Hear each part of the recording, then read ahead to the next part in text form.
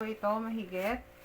Atin ngayon ito ay mamarinate at gagawin nating barbecue. Pero hindi tayo mag-barbecue o na garlic. Paminta. Mga 2 tablespoon. 1 spoon paprika. Sugar, 1/3. Soy sauce, mga 1/4 na soy sauce. Salain lang natin yung kalamansi. Basta 3 peraso siya. Yung white soda or Sprite, 290 ml. 1/3 yung ketchup natin. Then, ihalo lang natin to hanggang sa ma-mix natin lahat. Ibababad natin to ng 1 hour. Or, mas maganda, magdamag natin. Ilang natin sa isang Tupperware, tapos ilalagay natin sa fridge. Kinabukasan na natin lutuin. Pero pag nagmamadali natin, pwede na natin ibabad to ng 1 oras. Pagkatapos natin to yan, ilagay na lang natin sa fridge. Ibababad lang natin to ng 1 oras. Tayo ng turbo. Gamit ako ng stainless para masala yung pinag-anuhan niya, yung katas niya. Natin to, ito turbo para hindi na tayo maglagay ng cooking oil.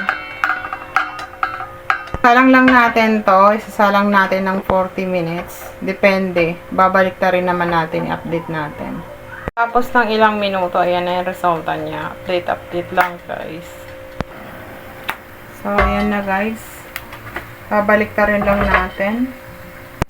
Ang maganda nito pag ating itinorbo, hindi na tayo gagamit ng cooking oil. Mag-ano siya. Yung mag-grill yung yung meat. Tapos maganda kasi hindi tayo gumamit ng cooking oil. Kaya ang lalabasan is healthy. Wow.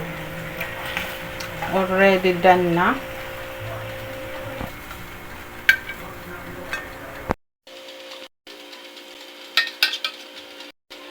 Wow. Toyo, suka at saka suka lang, tapos may sibuyas at saka chili at saka naglagay ako ng ginger kasi paborito ko yan. Guys, ayan na yung aking barbecue na turbo. Itinorbo ko lang yan guys. Yummy. At saka may sausawan tayo.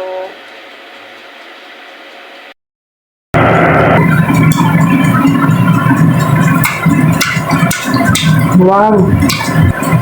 Sausawan ng vinegar. Delicious.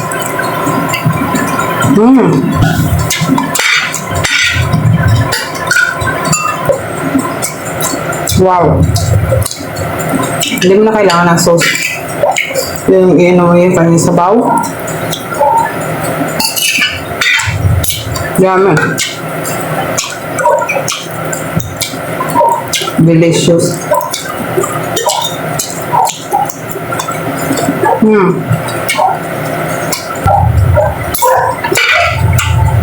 Delicious. Subukan nyo to guys. Ang sarap. At bagay sa dito sa suka na aking ginawang sasawan. Delicious. Yummy.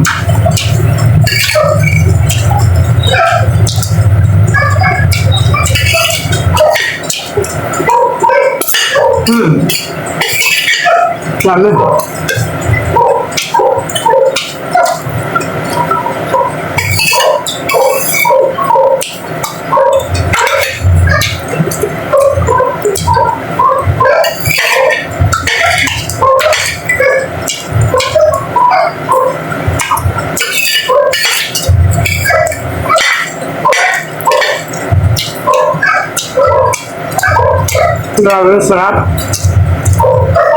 Delicious.